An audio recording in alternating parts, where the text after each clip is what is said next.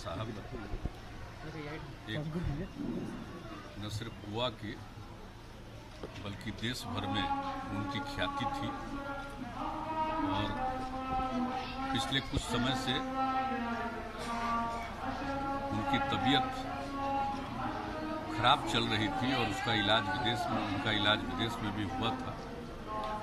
तो ये तो एक लगता ही था कि अब उनके लिए काफ़ी एक कठिन स्थिति है, लेकिन इस परिस्थिति में भी उन्होंने काम करना नहीं छोड़ा।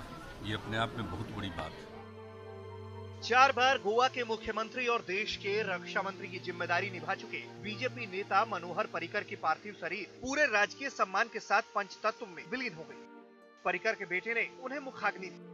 कैंसर की बीमारी से ग्रस्त रहे पर्रिकर का रविवार शाम डोना पावला स्थित उनके घर पर ही निधन हो गया। नीतीश कुमार ने भी गहरा शोक पर्रिकर के जाने पर जताया है। उन्होंने पर्रिकर के सम्मान में कई बातें कही हैं।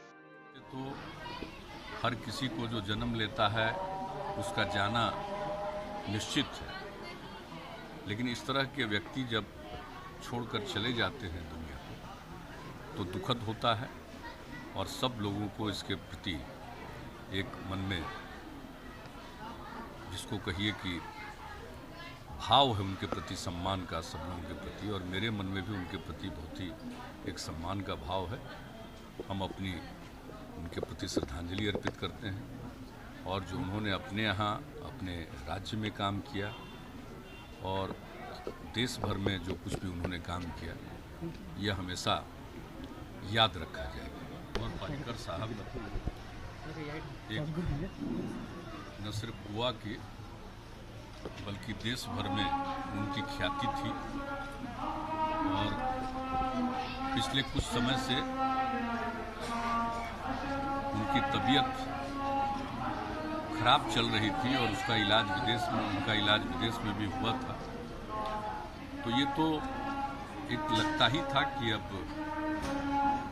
उनके लिए काफ़ी एक कठिन स्थिति है, लेकिन इस परिस्थिति में भी उन्होंने काम करना नहीं छोड़ा। ये अपने आप में बहुत बड़ी बात है। गोवा मुक्ति के बाद यहाँ के सबसे लोकप्रिय मुख्यमंत्री रहे मनोहर पर्रिकर को गंवाने का गम सोमवार को गोवा वासियों में स्पष्ट दिखाई दिया।